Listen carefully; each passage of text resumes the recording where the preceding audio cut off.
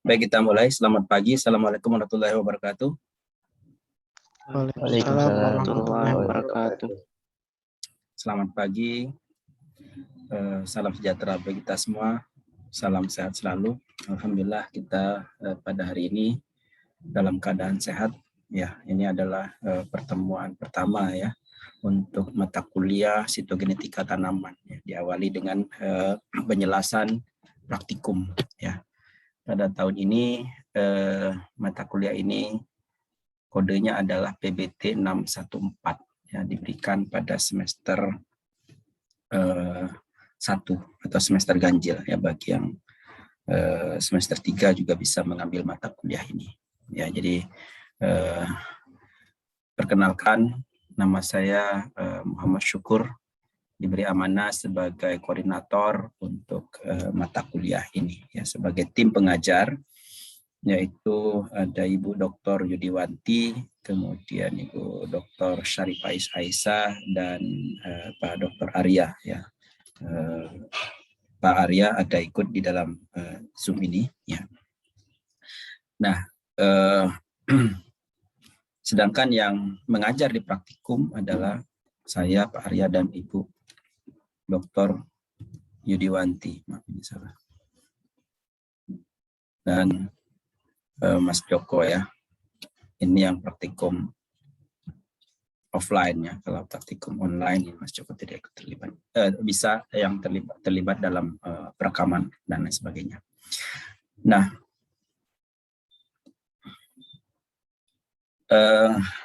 nanti yang menjadi buku pegangan adalah sitogenetika tanaman. Ini juga termasuk materi praktikum yang bisa Anda baca ya. Karena kita praktikumnya adalah virtual, maka tidak seperti praktikum yang offline mengerjakan di laboratorium ya. Oleh karena itu kita berharap Anda membaca materi-materi yang dijelaskan di bagian akhir pada buku ini, yaitu materi praktikum ya. Di situ memuat bagaimana step by step dalam melakukan berbagai analisis yang berhubungan dengan sitogenetika tanaman ya. Nah, sebelum ke materi praktikum kita selama 1 semester, ada baiknya saya perkenalkan dulu ya tim pengajar di sitogenetika ini lebih detail. Kita berharap bahwa Anda pada semester 1 ini sudah merencanakan akan melakukan penelitian dengan komoditas dan topik yang mana ya. Bahkan bisa sudah mulai menentukan siapa pembimbingnya ya. Oleh karena itu mudah-mudahan Bapak Ibu semua sudah mengikuti perkenalan-perkenalan ya, dilakukan sebelumnya, atau juga sudah membaca profil dari masing-masing dosen ya yang ada di program studi pemuliaan dan bioteknologi tanaman. Ya. Apa saja yang dikerjakan oleh dosen, ya, topiknya apa saja, program penelitiannya apa saja, dan komoditasnya apa saja. Pada kesempatan ini saya akan memperkenalkan 4 orang dosen yang terlibat di mata kuliah ini. Ya, mungkin di mata kuliah lain juga diperkenalkan masing-masing dosennya, sehingga nanti seperti yang saya sampaikan tadi, semester 1 sudah mulai jelas ya siapa pembimbingnya, topiknya apa, komoditasnya apa, sehingga kalau misalnya ada bagian dari nanti tugas akhir yang harus dikerjakan lebih dulu ya, kalau misalnya ada pembentukan populasi berarti dikerjakan lebih dulu, maka itu bisa dilakukan sebelum komisi, sebelum proposal, kolokium dan lain sebagainya dilakukan begitu ya, sehingga bisa curi start untuk memanfaatkan waktu yang ada. Ya, karena waktu Anda tersedia itu 2 tahun, ya, kalau beasiswa 2 tahun, ya, sehingga harapan kita bisa lulus tepat waktu 2 tahun, ya paling lambat 2,5 atau 3 tahun. Ya, memang waktu untuk S2 itu bisa sampai 4 tahun, tapi kita berharap tidak sampai 4 tahun ya. 2 tahun sudah selesai. Nah, untuk sampai 2 tahun maka perlu direncanakan dengan matang. Kira-kira topik penelitiannya apa? Ya, jadi kalau Anda terkait dengan pembentukan populasi, apalagi populasinya adalah biparental, ya, tahun pertama persilangan, semester pertama persilangan, semester kedua selfing dan backcross, ya, semester ketiga baru mulai menanam hasil persilangan, ya, semester keempat menulis. Jadi pas kalau misalnya mulai dari semester 1. Kalau Anda mulai dari semester 2 berarti mundur 1 semester. Mulai dari semester 3 apalagi lebih jauh lagi, ya. Nah, terkait dengan itu maka saya sampaikan komoditas yang saya sedang kaji 3 tahun ke depan, ya, adalah sayuran buah, khususnya adalah cabai. Yang sedang ada dananya adalah cabai, ya. Cabai, terong, cabai, tomat, terong, kacang panjang, okra, kacang tunggak, kecipir. Yang tahun ini sedang running adalah cabai, kacang tunggak, dan kecipir. Ya, sedang mengajukan tahun depan okra barangkali. Sehingga kalau ada yang berminat dengan okra, dipersilakan. Nah, sedangkan cabai ini masih running 2 tahun, 3 tahun ke depan. Ya. Berbagai ketahanan cabai terhadap cekaman biotik maupun abiotik. Ya. Nah,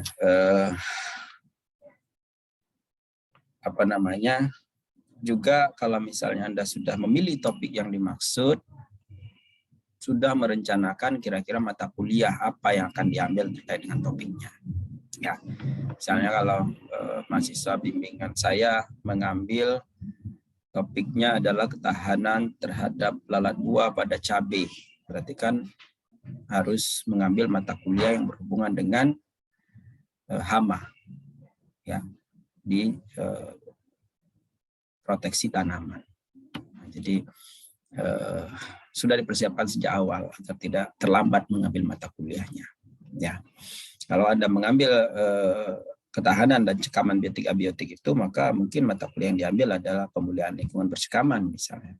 Ya, sehingga bisa memahami lebih dalam bagaimana mekanisme ya ketahanan tanaman terhadap cekaman tersebut, ya, cekaman biotik maupun abiotik. Dan kalau Anda bekerja dengan hama, bekerja dengan serangga yang merupakan hama, maka berarti Anda juga harus mampu mengidentifikasi jenis hama tersebut, begitu ya, karena biasanya ragamnya cukup banyak, mampu membedakan spesies yang Anda maksud, spesies yang Anda gunakan dari spesies-spesies lain.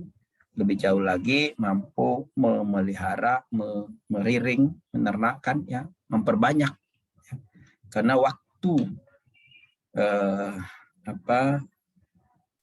menginfeksikan, waktu untuk meletakkan hamanya di tanaman harus pas, ya. Ada tanaman-tanaman dengan interaksi dengan hama tertentu itu terjadi pada fase tertentu yang disebut dengan fase rentan. Misalnya pada cabai tahan terhadap begomavirus dengan vektor, misalnya vektornya adalah kutu kebul. Nah, kutu kebul itu mampu menginfeksi dengan baik, ya, pada saat tanaman berdaun 2-4. Ya. Sehingga pada saat itulah kita menginokulasikan, menginfeksikan, meletakkan hamanya di situ. Ya. Nah, jadi tanamannya harus pas, berdaun 2, berdaun 4 itu berarti umurnya 2-3 minggu, ya. Nah, pada saat itu, ya, serangga target itu juga harus siap, ya. Kalau 1-2 tanaman sih nggak masalah. Kalau Anda sudah berhubungan dengan 40 genotipe, ya misalnya masing-masing genotipe itu 10 tanaman saja, berarti kan 400. Masing-masing tanaman memerlukan 10 saja kutu kebul, berarti 4.000 kutu kebul yang harus disiapkan. Nah, gitu. Apalagi kalau nanti berhubungan dengan begomovirus, harus ada tanaman yang terserang virus, sehingga dia harus ada fase makan dulu virus 1 hari, ya, baru kemudian diambil dan dimasukkan ke kurungan yang ada tanaman. Nah, proses-proses seperti itu harus terlatih. Ya, harus Anda belajar juga di proteksi tanaman, bagaimana melakukan rearing, bagaimana mengidentifikasi, bagaimana memperlakukan hama tersebut, ya, dia perlu suhu, perlu lingkungan yang baik, begitu ya, dan kemudian perlu tempat yang baik. Nah, ini saya kira kalau misalnya Anda sudah merencanakan sejak awal, maka itu akan bisa dapat dilakukan dengan baik, ya. Nah, jadi komoditas yang saya kaji adalah tadi sayuran buah, cabai, tomat, terong, kacang panjang, ya. Jadi kami sudah menghasilkan berbagai varietas dari sayuran buah tersebut, ada 43, mungkin 43 sampai 45, saya tidak ingat. Itu varietas yang sudah terdaftar dan atau sudah mendapatkan tanda daftar di hortikultura, pelepasan varietas kalau di tanaman pangan, ya. Ada cabai hias, ada cabai besar, ya, anis tahun 2015, kacang kecipir gitu ya, kecipir ini sudah dapat tanda daftar, kemudian tomat ini 2015 juga, kacang panjang ungu Fagiola ini 2021, kemudian ada juga Bonita, ya, cabai rawit Bonita 2021, ya, cabai hias tadi di tahun 2000 ada Yasha, ada Shakira, dan ada Lembayung, ya. Nah, jadi selain daripada untuk mempelajari studi genetik, ya, dari genotipe yang kita kaji, ya, output yang kita hasilkan dari penelitian itu adalah varietas, ya. Itu adalah output dalam penelitian terapan, ya. Jadi ada penelitian terapan, ada penelitian dasar. Penelitian dasar outputnya adalah jurnal, penelitian terapan adalah varietas, ya, sehingga varietas itu menjadi target dari penelitian-penelitian kita. Nah, selain daripada cekaman biotik dan abiotik, ya, penelitian kami terhadap sayuran buah adalah juga biofortifikasi, yaitu peningkatan kandungan gizi dari tanaman tersebut, ya, sehingga manfaatnya akan lebih banyak, ya. Jadi kita mengarahkan kepada kandungan, ya, gizi tertentu atau senyawa tertentu sehingga baik untuk kesehatan. Sebagai contoh adalah kita memilih warna-warna ungu yang mengandung antosianin tinggi. Ya, antosianin ini berhubungan dengan antioksidan. Antioksidan berhubungan dengan kesehatan. Jadi maka kami memilih warna-warna yang ungu, gitu ya, warna-warna yang mengandung antosianin tinggi. Cabai ungu, kacang panjang ungu, okra ungu, ya, dan lain sebagainya, ya, kecipir ungu tadi. Nah, juga, ya, untuk kandungan-kandungan yang berkhasiat obat. Jadi misalnya okra ungu itu mengandung quercetin, ya, mengandung senyawa tertentu yang mampu menurunkan kadar gula darah. Ya, ini ternyata okra ungu lebih tinggi quercetinnya dibandingkan dengan okra hijau, sehingga ketika diuji cobakan ke hewan coba, yaitu mencit, ya, mencit apa tikus, ya, tikus yang mengalami sakit diabetes itu bisa kadar gula darahnya normal. Ya, ini sudah dilakukan penelitian, kita bekerja sama dengan ahli gizi di gizi masyarakat, di gizi ilmu gizi, ya, Prof. Epi Damayanti. Nah, Juga kita bekerja sama dengan teman-teman dari dosen dari biokimia untuk mempelajari kandungan-kandungan itu. Jadi misalnya okra kecipir mulai dari kecipir hijau, belang, kemudian ungu, itu bagaimana kandungan antioksidannya. Ya, antioksidannya ya ternyata yang warna ungu tadi antioksidannya memang lebih tinggi ya. Okra ungu, kecipir ungu, kecipir lurik gitu, antioksidannya lebih tinggi. Nah, juga kita juga mulai dengan cabai. Cabai mana yang punya antioksidan yang tinggi, yang berhubungan dengan kandungan-kandungan gizi tertentu, gitu ya. Dan juga kita cek juga anti alfa glikosidase pada cabai. Karena ternyata cabai juga mengandung anti alfa glikosidase sehingga bisa mengontrol kadar gula darah. Jadi kalau yang bersangkutan mengkonsumsi karbohidrat, nasi misalnya, dengan mengkonsumsi cabai tertentu, maka nasi tidak langsung segera diolah menjadi kadar gula darah. Jadi diolah menjadi gula darah sehingga tidak meningkatkan kadar gula di dalam darah. Ya. Nah, ini penelitian kita sudah mengarah ke sana saat ini menggunakan metode konvensional tentunya. Ya, persilangan antar tetua-tetua terpilih kemudian dilanjutkan dengan seleksi. Itu yang kami lakukan ya. Kemudian Ibu Yudiwanti saat ini masih bekerja dengan kacang tanah, kacang Bogor, jagung simi dan gandum ya. Jadi kacang tanah saya kira Bu Yudi sudah lama menggeluti itu sejak doktor sampai saat ini masih. Kemudian juga mengerjakan kacang Bogor dan yang juga bersama-sama dengan mahasiswa adalah gandum. Harapannya adalah gandum dataran medium ya. Kalau belum dapat gandum dataran rendah, gandum dataran medium ya. Saat ini gandum tropis yang dikerjakan, yang dikaji, sehingga bagi Bapak Ibu yang tertarik penelitian ini silakan bersama Bu Yudi. Nah, kemudian bagi yang tertarik dengan komoditas tanaman hias itu dengan Bu Isaripah, ya, marigold, ya, cengkeh ayam, krokot, heliconia, miana dan sebagainya menggunakan teknik mutasi. Ya, teknik mutasi atau lanjutan dari itu, ya, uji hasil, uji observasi ya, akan uji metodologasi barangkali. Ya. Nah, berikutnya adalah Pak Arya. Ini pengembangan varietas cabai dan tomat, dan sekarang karakterisasi pengujian sayuran indigenous dan juga jagung manis. Ya, jagung manis yang dikembangkan.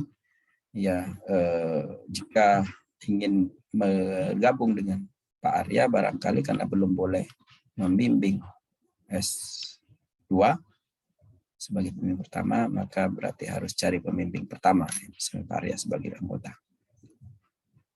Mudah-mudahan sudah boleh membimbing ya. Kalau sudah lektor harusnya boleh membimbing.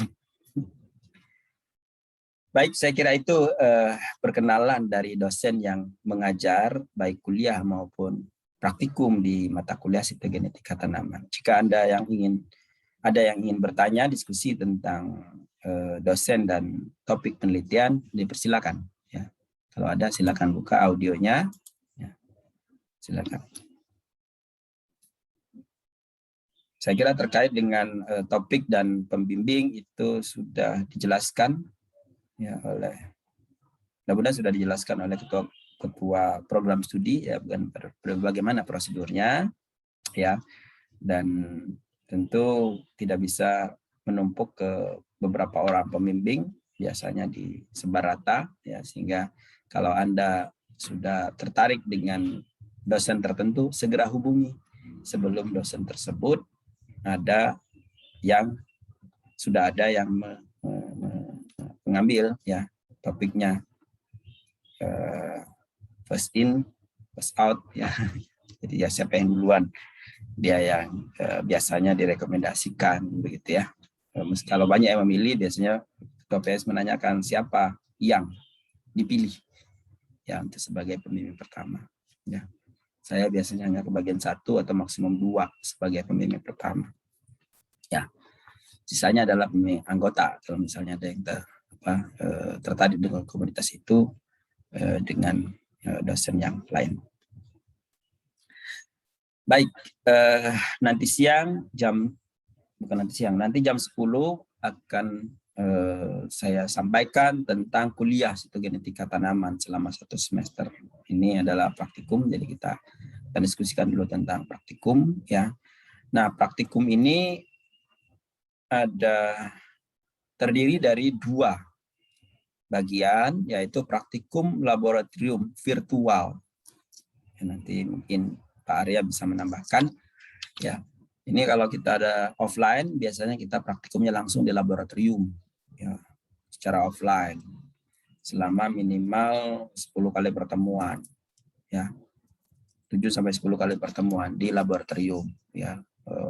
Misalnya pengamatan mitosis, meiosis dan lain sebagainya, itu langsung kita kerjakan di lapangan ya. Sehingga mahasiswa punya kemampuan untuk membuat preparat, punya kemampuan untuk melakukan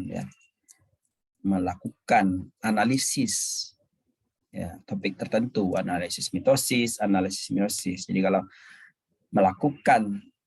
dapat melakukan analisis mitosis, jadi mulai dari persiapan ya, praktikum sampai dengan pelaksanaan dan hasilnya itu bisa dilakukan.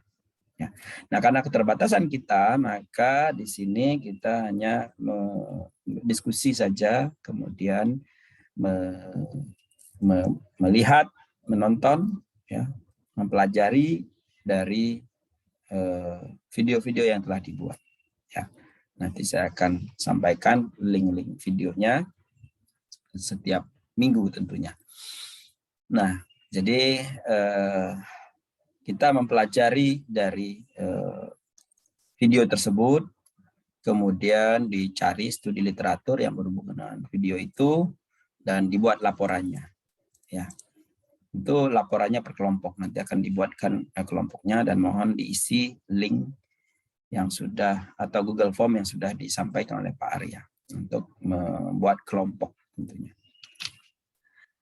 Nah, praktikum di laboratorium secara virtual ini selama 1,5 semester, pertemuan 1 sampai pertemuan 7. Saya katakan tadi sambil kita diskusi ya. Dan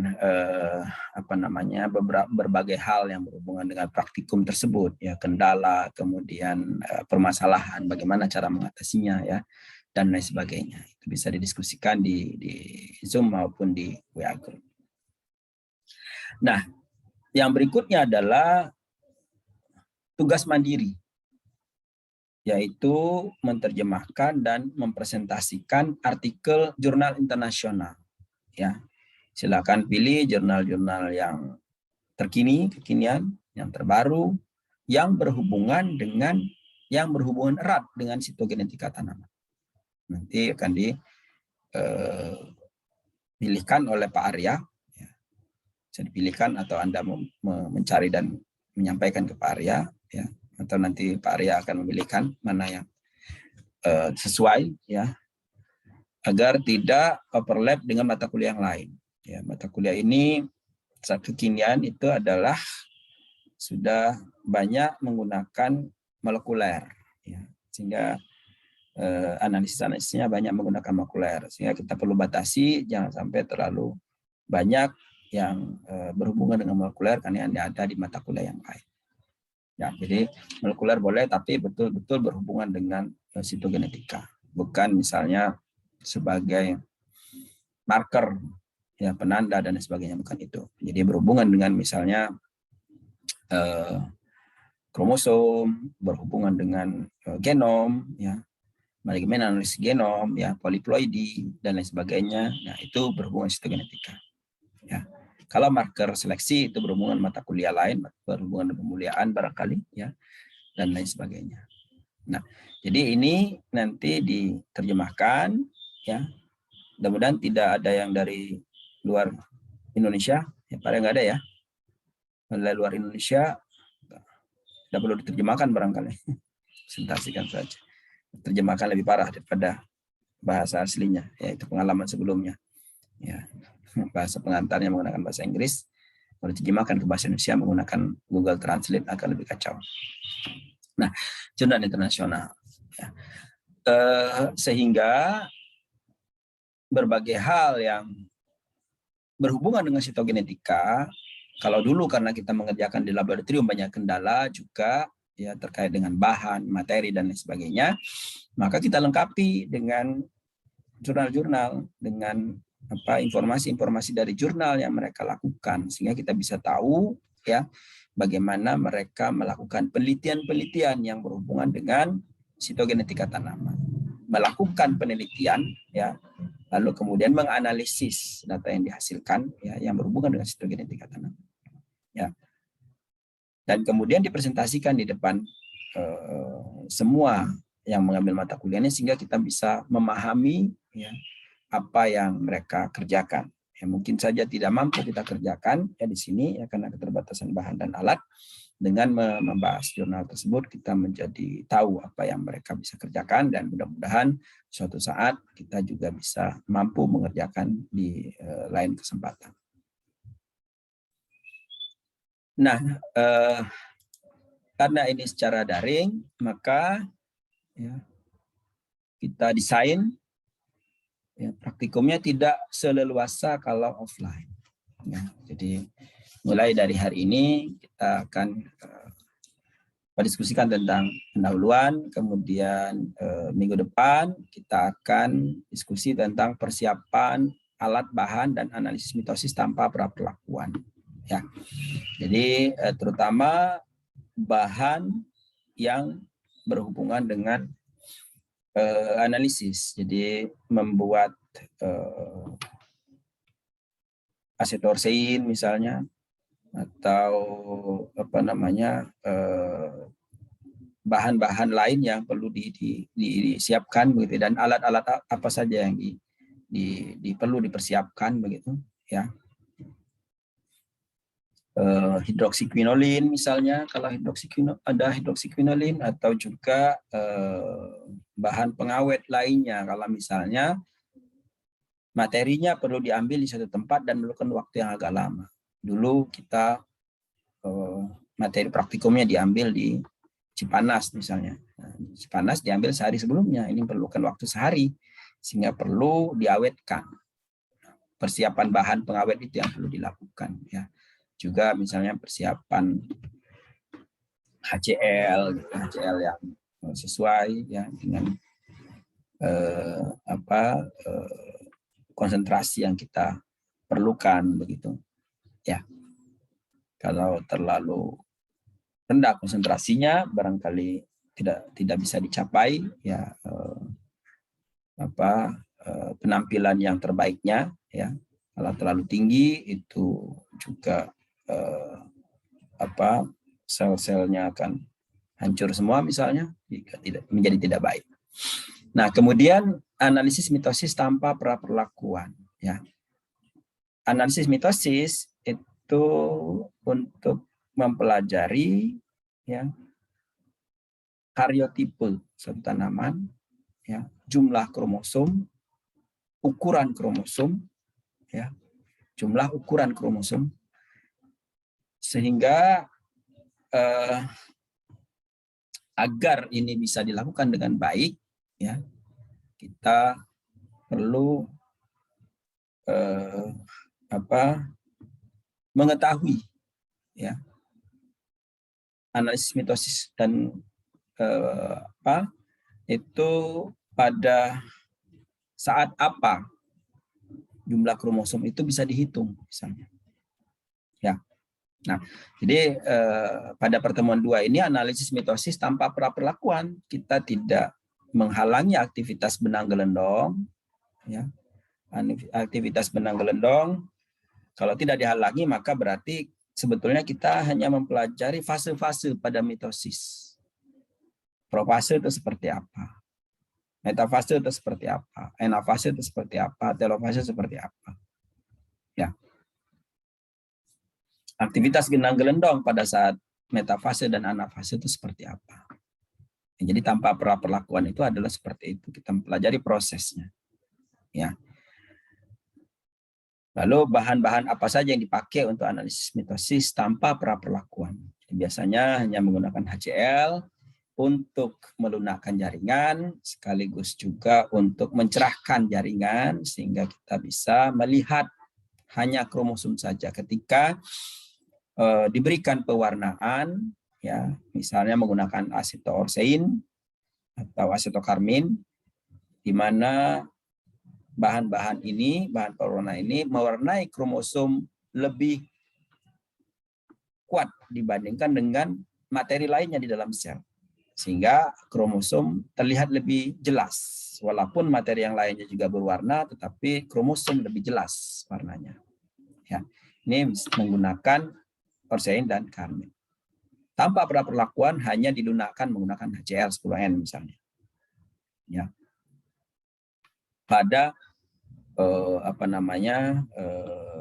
waktu tertentu, ya berapa lama, 15 menit misalnya, ya kemudian 15 menit diberi pewarna, baru kemudian diamati di bawah mikroskop dengan pembesaran kasar dulu, ya 10x10 untuk memetakan bidang pandang, kemudian difokuskan kepada sel-sel tertentu dengan menggunakan pembesaran besar 40x10, ya 400 kali. Kemudian jika tertarik lebih dalam lagi bisa menggunakan 1000 kali, tapi harus menggunakan minyak imersi karena itu sangat dekat dengan bidang pandangnya agar penampilannya tidak bias menggunakan minyak imersi. Ya, kalau sudah menggunakan minyak imersi maka harus agak hati-hati dalam selesainya, itu harus segera dibersihkan dan sebagainya, dan akan mengundang jamur, ya cendawan, ya pada bagian mikroskop. Nah, jadi Anda juga harus mengenal alat mikroskop, binokuler, ya, lensa-lensanya, ya, kemudian bagian-bagian mikroskop tersebut, ya pengarah halus, pengarah kasar, itu harus dikenalkan juga. Selain tentu peralatan-peralatan yang lain, ya, jadi ada cawan Petri, kemudian pipet, ya, dan lain sebagainya. Saya kira kalau teman-teman sudah sering bekerja di laboratorium tidak ada masalah dengan ini. Nah, yang kemudian minggu berikutnya adalah kita masuk ke analisis mitosis dengan praperlakuan. Analisis ini biasanya diarahkan untuk mempelajari metafase mitosis.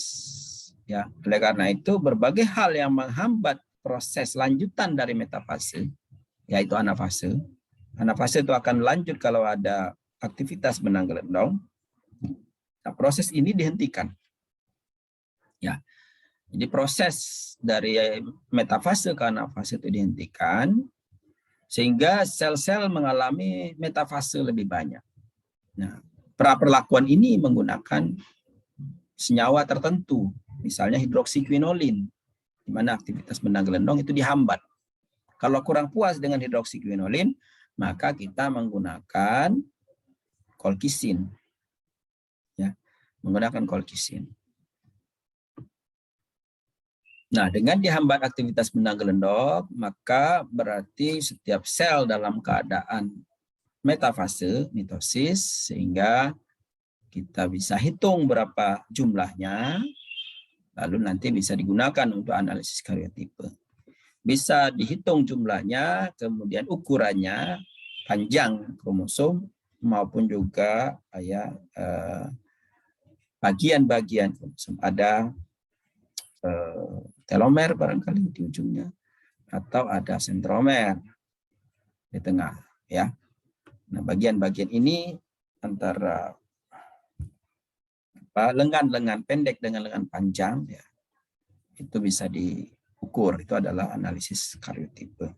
Nah, analisis karyotipe bisa dilakukan jika metafase mitosis dapat, ya, tergambar dengan baik. Tidak ada misalnya kromosom yang numpuk, dia menyebar dengan baik, ya. Nah, ini tanaman model kita biasanya menggunakan bawang merah. Bawang merah, bawang bombay, ya. Mengapa menggunakan bawang? Karena jumlah kromosomnya tidak banyak, kemudian ukuran kromosom besar, sehingga gampang untuk dilakukan analisis. Juga tidak banyak gangguan, tidak banyak senyawa-senyawa pengganggu. Kalau Anda mengamati pada padi, akan terlihat bahwa banyak senyawa pengganggu, ya. Serbuk-serbuk yang ada pada padi itu akan teramati seperti kromosom di bawah mikroskop, sehingga seolah-olah kromosomnya banyak, padahal itu adalah serbuk-serbuk, ya, yang mengganggu. Juga biasanya dinding selnya tebal sehingga sulit, ya, untuk dilakukan persiapan, ya. Perlu enzim tertentu untuk melunakkan dinding sel, ya, dan itu perlu waktu yang relatif lama. Nah, pada analisis mitosis juga, ini berbagai praktikum di tempat yang lain itu menggunakan pewarnaan tertentu, tidak hanya orsein dan karmin, ya, tapi juga pewarnaan Giemsa, ya. Pewarnaan lain sehingga bisa membedakan mana bagian-bagian dari heterokromatin dan mana bagian-bagian dari iokromatin, ya. Ada istilah heterokromatin, ada iokromatin, ya. Nah, iokromatin ini biasanya lilitannya lebih longgar dan itu adalah bagian dari gen yang fungsional. Sementara heterokromatin itu adalah lilitannya kuat dan kalau ada gen tidak fungsional. Nah, ini tergantung dari pewarnanya. Ada juga yang memberikan pewarnaan pada lilitan yang kuat karena senyawanya bisa berinteraksi dan ini. Kemudian iokromatinnya warnanya lebih lembut. Ada juga yang sebaliknya, karena lilitannya terlalu kuat, warna tidak bisa masuk, sehingga warnanya menjadi cerah. Seperti kalau kita melihat sentromer atau telomer, warnanya transparan, karena pewarna tidak bisa masuk. Ya, jadi pewarna-pewarna yaitu Giemsa dan lain sebagainya itu digunakan untuk mempelajari bagian-bagian heterokromatin dan iokromatin. Sehingga kita bisa paham kalau misalnya meskipun jumlah kromosomnya banyak, karena bagian heterokromatinnya atau bagian iokromatin yang utama, bagian iokromatinnya tidak banyak, maka ekspresinya tidak optimal. Tanamannya tidak terlalu besar, ya. Pakis-pakisan itu kan kromosomnya bisa ratusan, ya. Jati kromosomnya puluhan, gitu ya. Ini beda, tanamannya sangat jauh berbeda. Nah, jadi mitosis dikembangkan lebih jauh lagi untuk urusan ke sana. Dan saat ini mitosis itu juga terhubung juga dengan analisis yang lain, ya, misalnya analisis menggunakan FIS, ya, GIS, Genome in situ hybridization, ya, FIS, ya, fluorescence in situ hybridization, FIS, GIS itu kalau genom mewarnai semua sehingga warna genom antara A dan B bisa dibedakan dengan jelas, sementara FIS itu mewarnai bagian-bagian tertentu. Nanti saya akan lihatkan. Nah, itu mitosis. Saya kira mitosis ini menjadi sangat penting sehingga Bapak Ibu nanti bisa lebih banyak membahas tentang ini harusnya kalau di laporan. Nah, sementara analisis meiosis ini yang pertama kita analisis analisis sendiri, proses meiosis sendiri. Ya, kita tidak menggunakan perlakuan di sini karena sangat riskan dalam hal sel-sel yang diamati, begitu tidak mungkin kita beri senyawa-senyawa tertentu. Maka kita hanya menggunakan pewarna tertentu saja, ya, untuk melakukan analisis ini. Misalnya pewarna arsein, kemudian kita lihat proses dari meiosis, mulai dari meiosis pertama dan meiosis kedua. Meiosis pertama itu apa saja? Propase, ya, propasenya banyak di situ fase-fasenya, dan bisa kita evaluasi.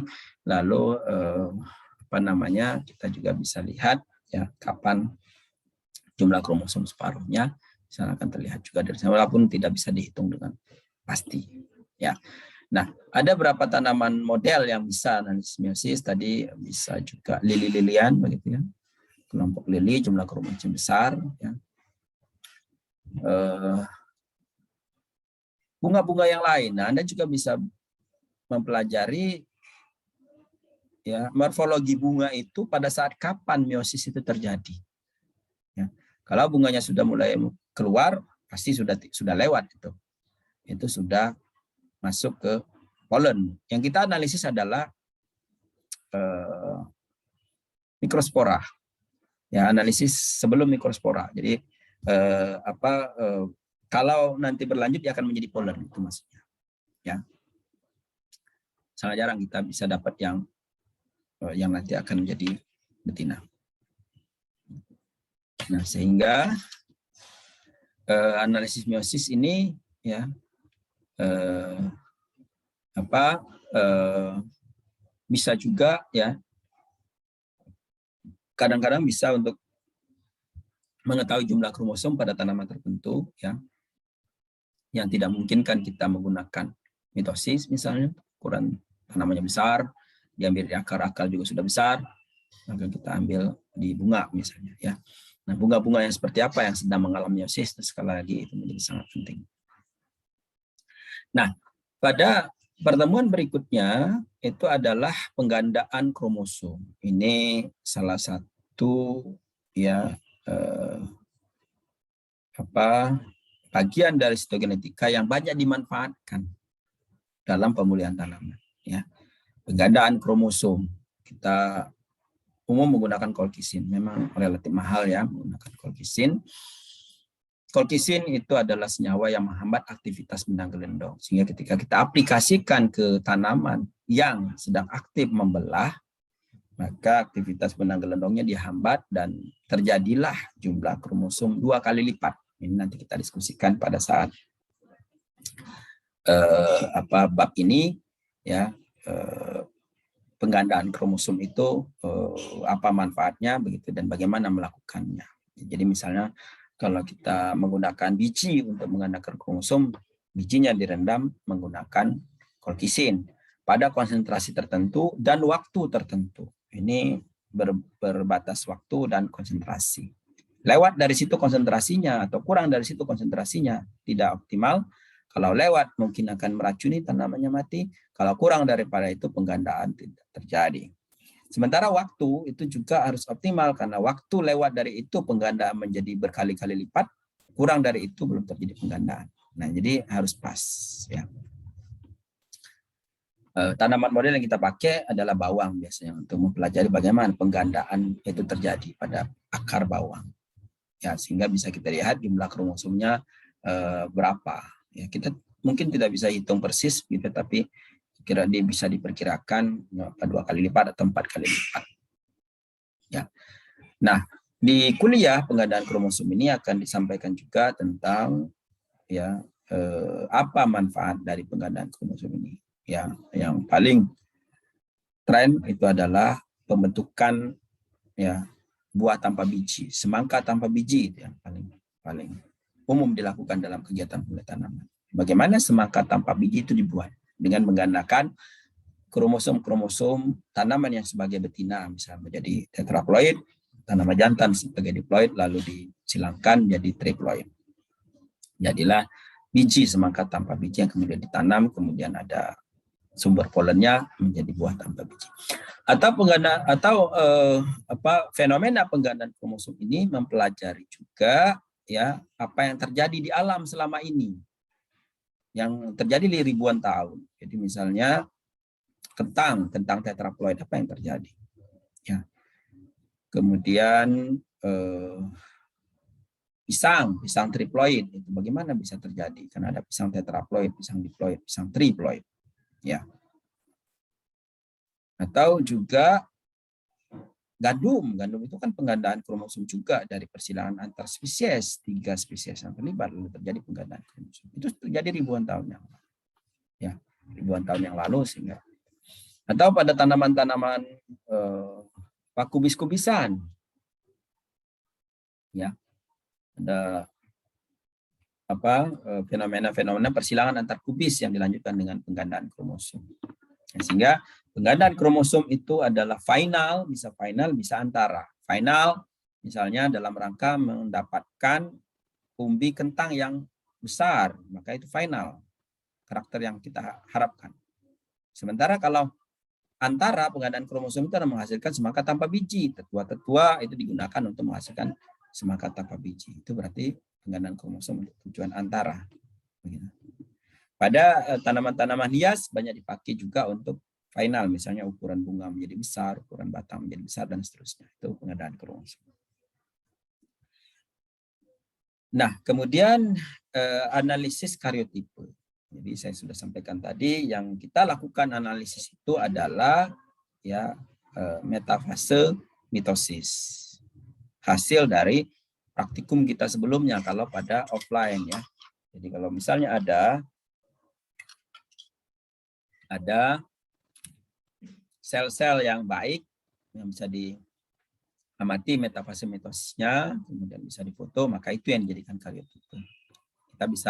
Kita itu yang jadikan analisis karyotipe, kita bisa mengamati, menghitung jumlah kromosomnya, kita bisa mengukur panjang dengan pendek, dan kita bisa analisis apakah kita bisa analisis ploidinya. Ya. Nah, karena tidak ada praktikum offline, maka yang kita gunakan adalah gambar-gambar yang sudah kita peroleh sebelumnya. Ya, ada 2 kasus barangkali, diploid dan tetraploid. Sehingga Anda bisa analisis dari gambar tersebut, dia termasuk diploid atau tetraploid, kemudian bagaimana pola kromosomnya, dan akhirnya akan membuat ideogram. Ideogram itu adalah dalam keadaan haploid, ya, dalam keadaan satu set kromosom, itu tampilannya seperti apa. Nah, pada minggu 7 ini penjelasan laporan untuk 1 sampai 6. Nah, kemudian yang berikutnya adalah kita akan presentasi. Jadi pustaka jurnal itu kita beri waktu untuk Anda melakukan analisis di situ, kemudian baru mempresentasikan masing-masing. Jadi 7 minggu itu kita gunakan untuk betul-betul praktikum mandiri. Ya, Anda dari 4 minggu terakhir kita akan mendengarkan apa hasil dari praktikum mandiri tersebut. Ya. Nah, kemudian laporan disusun berdasarkan bab. Ada mitosis, meiosis, mutasi kromosom, karyotipe. Ya, mitosis, meiosis, mutasi kromosom, karyotipe. Mutasi kromosom itu adalah mutasi ya penggandaan kromosom tadi, ya, dan karyotipe. Masing-masing bab itu terdiri atas ada pendahuluannya, ada pustakanya di situ, tidak perlu ada tinjauan pustaka. Di pendahuluan ada pustaka. Kemudian bahan dan metode, ya, dari metode itu, kemudian hasil dan pembahasan, kesimpulan, daftar pustaka. Ya, jadi masing-masing bab itu terdiri dari ini. Ya. Jadi apa bahan dan metodenya, kemudian bagaimana hasil dan pembahasan dari masing-masing bab itu yang berhubungan dengan analisis mitosis misalnya. Jadi bagaimana pendahuluan, apa itu, mengapa mitosis itu dilakukan, ya, mengapa mitosis itu dilakukan, ya, lalu kemudian apa saja bahan dan alat yang dipakai, metodenya bagaimana, dan Anda bisa evaluasi, ya, hasil-hasil dari pengamatan itu. Jadi dari berbagai pustaka Anda bisa lakukan pembuatan laporan. Nah, penilaian ini ada penilaian kuliah dan praktikum. Praktikum maksimum 20%, 10% dari praktikum tugas mandiri, 10% dari presentasi. Tugas mandiri dan praktikum virtual. Jadi totalnya 100%. Kita harapkan Anda semua dapat A, saya tidak berharap Anda ada yang dapat di bawah B, begitu ya. Sehingga mohon dapat diikuti dengan baik semuanya. Nah, ini adalah contoh bagaimana pengamatan kromosom kita secara offline. Ini adalah kromosom bawah. Jadi bisa dihitung 1, 2, 3, 4, 5, 6, 7, 8, 9, 10, 11, 12, 13, 14, 15, 16. Misalnya seperti itu. Ya, ada 16 kromosom. Ini kelihatan tidak ada aktivitas benang gelendong di sini. Ya, jadi jumlah kromosom bisa dilihat dengan jelas. Juga bisa kita lihat bahwa sentromer itu ada penyempitan di sini, tidak terwarnai dia oleh orsein. Ini saya katakan pewarnaan orsein itu mampu mewarnai kromosom, tapi tidak mampu mewarnai bagian-bagian lain yang selain daripada kromosom, sehingga kromosom lebih berwarna dibandingkan dengan lain. Nah, ini juga begitu. Bisa kita lihat ada kromosom yang sampai ke sini. 1, 2, 3. Ini kromosom sampai pecah. Jadi kita menggunakan metode squash gitu ya, menekan bagian itu sehingga selnya bisa menyebar. Kemudian selain itu kromosom juga menyebar dengan baik. Kemudian bidang pandang ya, tadi saya sampaikan bidang pandang ini pembesaran 40 kali 10, 400 kali. Ya. Nah, ini sudah 1000 kali ini kalau sudah begini. Ya. Diperbesar lagi sehingga bisa kelihatan jelas ini. Ada sentromernya bagian penyempitan ya. Kalau beruntung ada dapat bagian ujung telomer begitu ya, satelit gitu. Dan lain sebagainya. Jadi kalau kita hitung 1, 2, 3, 4, 5, 6, 7, 8, 9, 10, 11, 12, 13, 14, 15, 16. Pas 16. Ini saya tidak ingat. Tahun 2018, 9 Oktober 2018 diambilnya. Pada saat offline. Ini ada tanggalnya. Ya, jadi berarti kakak kelas Anda yang ngamatin. Nah, ini adalah hasil penggandaan kromosom. Bisa kita lihat ini. Ya, kita lihat bahwa ada sister kromatid di sini. Berarti sebetulnya ini akan berlanjut lagi pembelahannya. Ya. Jadi kalau aktivitas benang gelendong itu ditiadakan, maka sel akan membelah terus-menerus sampai dia optimum, sampai dia rusak, sampai dia tidak bisa lagi mengganda. Nah, jadi ketika ada kolkisin di sini, maka benang gelendong tidak ada, ini dia sudah siap-siap lagi mengganda, padahal sudah jumlahnya sudah banyak ini. Kalau dihitung mungkin sudah lebih dari 32 nih. Kalau lebih dari 32 berarti lebih dari tetraploid. Tapi dia akan mengganda lagi karena sudah ada sister kromatid. Nah, ini juga mengilustrasikan kepada kita bahwa harus ada berbatas waktu penggandaan kromosom itu. Kalau lewat dari satu siklus penggandaan, maka dia akan mengganda menjadi dari tetraploid menjadi oktaploid lebih banyak. Tidak akan bermanfaat sel itu kalau sudah sampai oktaploid. Ya. Sehingga kita harus tidak boleh lebih dari satu siklus. Ya, kalau satu siklusnya adalah 24 jam, maka kita berarti merendam kolkisnya 24 jam. Ya, ada juga yang 48 jam, sehingga menghadang satu siklus. Itu siklusnya tidak ada lagi yang diploid, semua sudah tetraploid dan oktaploid. Yang oktaploid akan mati, maka orang biasanya menggunakan dua kali siklus ya. Jadi yang terlambat sel yang terlambat itu sudah mengganda, yang sel yang mengganda 2 kali lipat itu akan mati, sehingga yang tersisa adalah tetraploid. Sementara satu siklus masih agak riskan, dia masih tetraploid tapi masih diploid, jadi ada diploid extraction nantinya. Ada kromosom yang belum mengganda selnya. Ada sel-sel yang belum mengganda kromosom balik. Nah ini ya, jadi bisa kita lihat bahwa ada sister kromatid yang putus begitu, ya dan sebagainya. Ini bisa berantakan begini, ini karena adanya aktivitas benang gelendong yang dihambat menggunakan kolkisin pada penggandaan kromosom. Ini juga mengilustrasikan bagaimana bahwa dalam satu sel, kita akan diskusikan di kuliah, itu tidak mengganda, sel yang sebelahnya mengganda. Nah, gitu. Padahal dia berinteraksi dengan kolkisin ya, dalam waktu yang bersamaan. Nah, ini bisa kita diskusikan mengapa ada yang tidak mengganda, ada yang mengganda dalam satu bidang pandang. Nah, ini yang menunjukkan kepada kita yang mengapa terjadi diploidic selection itu. Ada sel-sel yang belum mengalami penggandaan, tidak mengalami kerusakan, itu yang nanti akan menguasai. Jadi kalau Anda menggandakan kromosom kok jadi diploid, masih tetap diploid, nah ini mungkin ini yang bisa menjelaskan. Kebetulan di praktikum sebelumnya dapat bidang pandang yang seperti ini. Nah, ini adalah nesikoreotipe ya. Nesikoreotipe ya.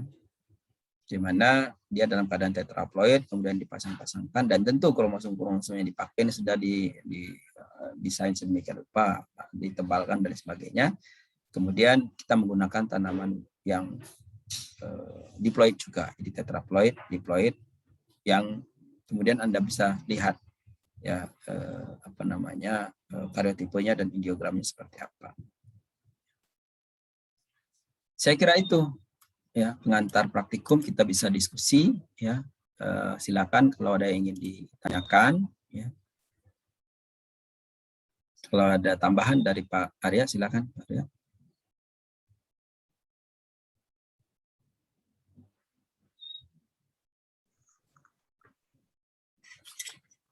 Baik, terima kasih Prof. Syukur atas kesempatannya. Bapak Ibu sekalian, jadi yang ingin saya sampaikan yang pertama adalah mohon mengisi ya form yang ada di WAG Bapak Ibu, karena baru tujuh apa ya peserta yang mengisi. Kita ada 14 di sini Bapak Ibu ya, tapi baru 7 yang mengisi, jadi tolong diisi. Kemudian yang kedua mungkin jadwal Pak Syukur ya, jadwal praktikum apakah kita jam 7 atau jam 8 atau bisa jam 8, bisa jam 7 begitu, tergantung kita waktu ya. Karena kalau biasanya saat offline kita praktik itu jam 7 agar bisa mendapatkan gambar yang bagus, Bapak Ibu, gambar kromosom bagus begitu. Biasanya kalau sudah terlalu siang itu kan sudah fasenya sudah sudah lewat semua banyaknya. Tapi karena offline nanti kita mungkin itu yang perlu diskusikan agar adakah ya di sini yang masuk Indonesia bagian timur Bapak Ibu? Dari wilayah Indonesia Timur, adakah di sini? Nah, nanti mungkin kita bisa diskusikan begitu. Siapa lagi ya? Mungkin itu saja Prof. Syukur yang ingin disampaikan. Masih di mute, Bapak? Ada yang ingin ditanyakan, Bapak Ibu?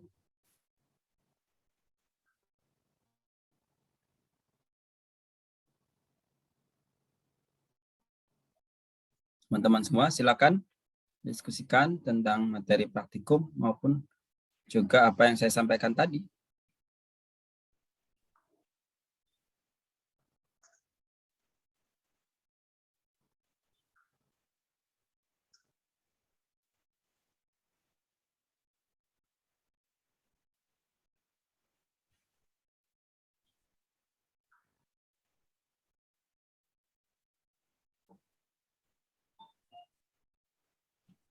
Sudah ada ya?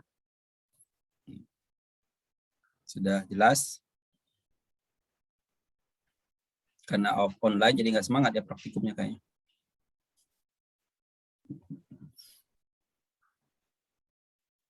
Kalau offline semangat. Ada Mas Ade, Pak. Mas Ade, silakan Mas Ade. Baik, terima kasih Bapak atas kesempatannya. Perkenalkan, nama saya Ade Bukhari dengan NIM A250321108. Saya izin bertanya Bapak terkait apabila kita ingin mengamati jumlah kromosom tadi, apakah sampel yang kita ambil haruslah memang dari sampel yang terdiri dari organ yang terdiri dari jaringan meristem yang aktif membelah seperti itu, seperti ujung akar maupun ujung pucuk, atau apakah kita bisa menggunakan organ-organ lain? Baik, makasih. Bagus ya pertanyaannya Mas Ade. Pada pengamatan mitosis, ya mitosis terutama ya, kita biasanya kalau kita pengamatan mitosis itu, kalau untuk praktikum memang akan mengamati fase-fase mitosis. Tapi biasanya yang kita kalau kita penelitian kan tidak perlu fase-fase itu. Yang kita targetkan kalau pengamatan mitosis pasti metafase mitosis, jumlah kromosom dan sebagainya, karena keperluan dari tanaman target kita. Jadi kalau tanaman targetnya baru, tentu kita ingin tahu berapa jumlah kromosom, berapa ploidinya, bagaimana perform kromosomnya. Tapi kalau tanaman yang sudah tahu kita jumlah kromosom, lalu kita beri perlakuan, nah kita ingin tahu apakah perlakuan itu menyebabkan kromosomnya bertambah, berbeda, dan lain sebagainya. Nah, yang paling umum, yang paling mudah kita lakukan adalah pada akar tanaman. Jadi bagaimana kita mendapatkan akar yang baik, akar yang lembut, akar yang tidak keras ya. Di lapangan boleh saja kita ambil, biasanya keras.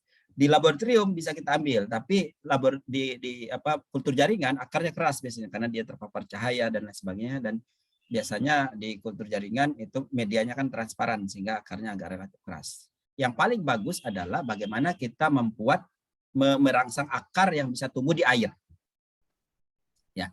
Jadi pada bawang kita rendam, maka dia akan ada akar. Akar yang baru tumbuh yang kira-kira 0,5 sampai 1 cm itu yang dipakai. Itu yang terbaik. Jadi lembut begitu ya, gampang digunakan, tidak perlu pakai silet atau pakai pisau untuk memotongnya. Nah, itu menunjukkan bahwa dia lembut. Kalau sudah harus pakai silet, berarti dia keras. Jadi menggunakan pinset saja dia patah, itu sudah bagus. Ya. Jadi tanaman-tanaman yang bisa dibuat sedemikian. Kalau dari biji, tentu bijinya dikecambahkan. Jangan kecambahnya sudah menjalar kemana-mana. Ya bagus. Jadi setengah senti itu sudah sangat baik. Cambah. Ya. Nah, kalau tanamannya sudah akarnya sudah agak panjang, maka dia sudah bentuk jaringan. Kalau sudah bentuk jaringan, maka pertama keras, yang kedua sel-sel yang mengalami pembelahan itu tidak banyak lagi. Dia sudah establish biasanya dalam keadaan interfase. Nah, itu akan kesulitan kita mencari karena kan ribuan sel itu, kita membidik satu itu kan susah.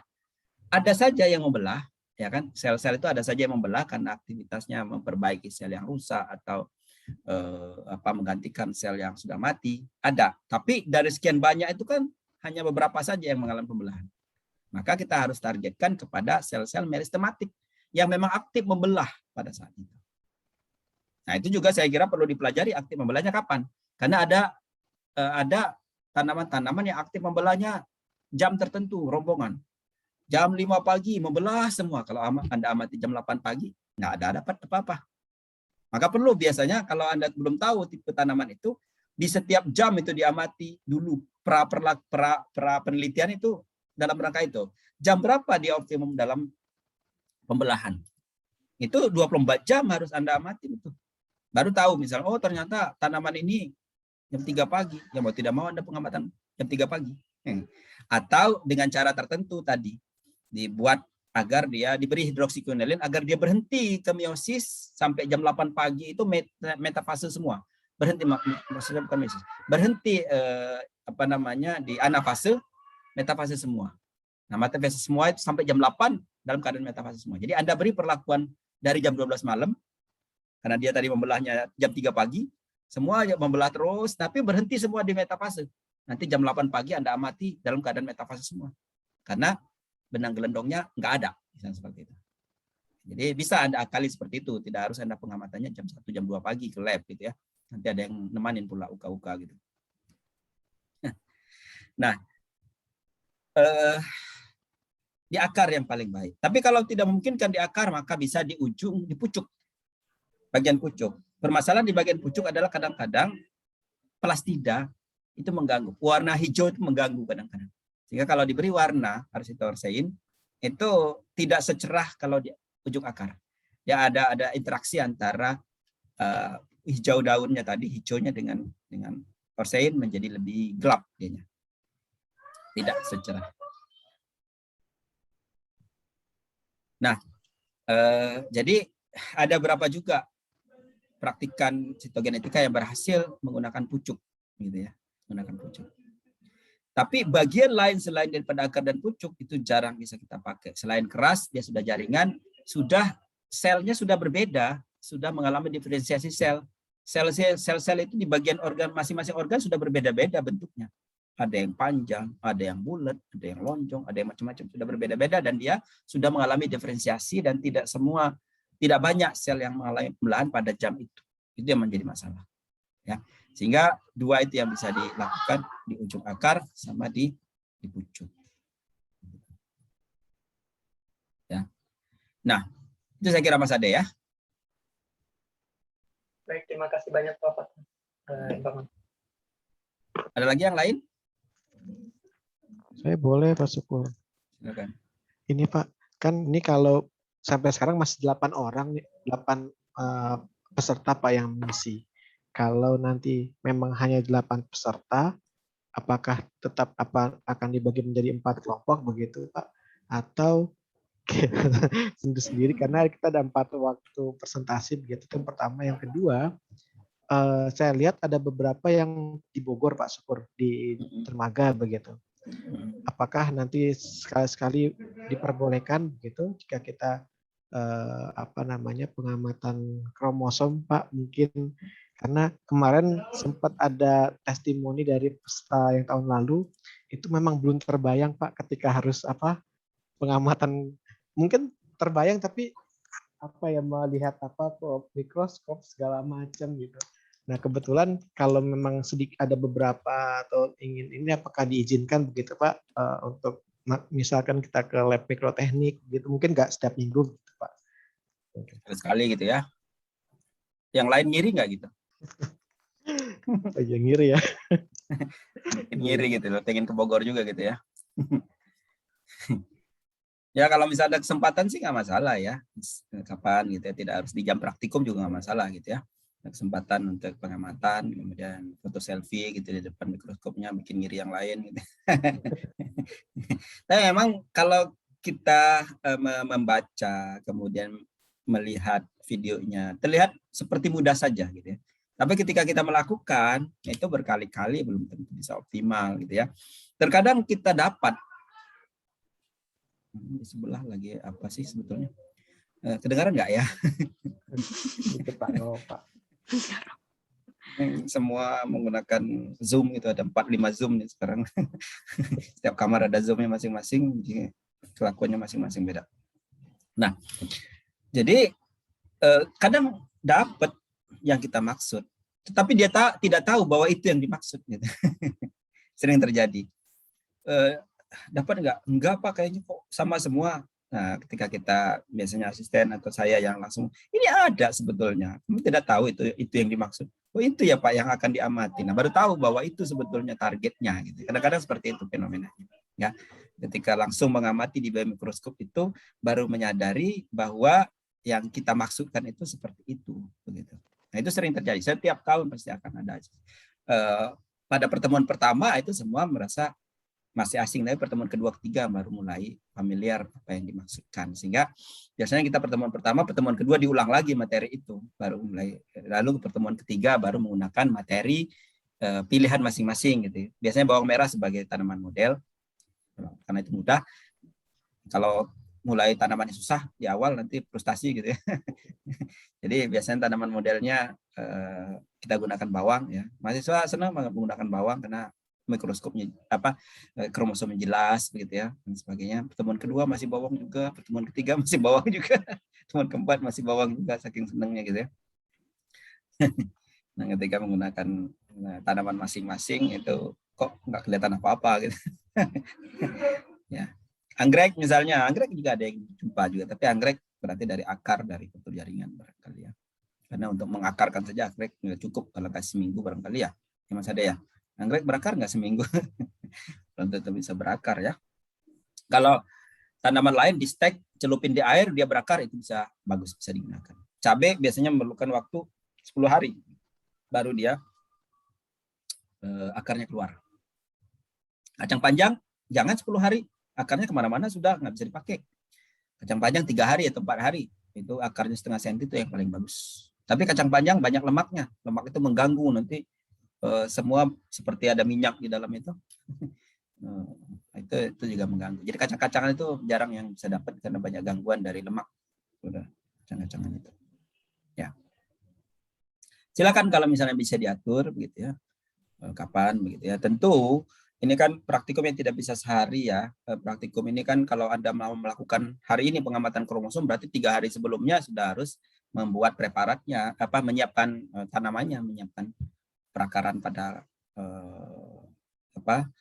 pada bawang. Dan juga kalau kita praktikum offline sebelum-sebelumnya masing-masing mahasiswa itu menyiapkan bawangnya masing-masing kelompoknya ya. Kenapa perlu demikian? Karena kalau beli bawang di pasar anyar di satu toko belum tentu dia tumbuh, bisa udah mati. Nah, nanti nggak ada intinya. Kalau misalnya satu kelompok nggak dapat, bisa minta kelompok lain yang dapat. Makanya kita kelompok-kelompoknya silakan bawangnya dari berbagai sumber pasar, jangan saling titipin, sama aja bawangnya gitu. Jadi beli masing-masing. Nah, saya kira dipersilakan saja Mas Arya kalau misalnya ada yang mau. Mas Ade ada di sini ya, Mas Dimas juga ada ya. Nah, terkait dengan kelompok kalau sedikit berarti tidak perlu dibuat kelompok Mas Arya ya. Kelompoknya terdiri dari 1 orang sebagai ketua merangkap anggota gitu ya. Jadi berarti hanya sendirian saja begitu ya. Karena kalau semakin sedikit kelompoknya hanya 3 kelompok, 4 kelompok, materi yang dibahas nggak banyak. Jadinya kita tidak hanya dapat yang itu saja gitu ya. Jadi ya kelompok yang 2 orang 3 orang juga yang kerja 1 orang kemungkinan ya. Jadi sebaiknya langsung kelompoknya 1 orang saja gitu ya. Kalau misalnya cuma 8 orang sampai 10 orang gitu ya. Nah kalau sudah lebih dari itu memang jumlah kelompok yang banyak susah kita diskusinya, waktunya yang tidak cukup. Misalnya kalau ada 20 orang, 20 kelompok nggak selesai kita praktikumnya. Berapa kali pertemuan itu bisa 5 kali 6 kali pertemuan begitu. Ya Mas Arya ya. Ini mata kuliah pilihan ya. Sepertinya iya ya Bapak Ibu ya sekarang ya. Pilihan Ini ya? mata kuliah pilihan ya.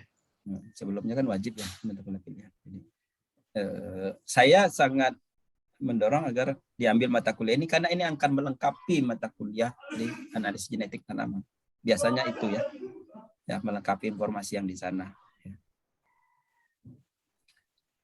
Baik, kalau tidak ada lagi ya yang bisa kita diskusikan, kita tutup dulu, nanti kita lanjut di kuliah jam 10. Ya, terima kasih atas perhatian teman-teman semua.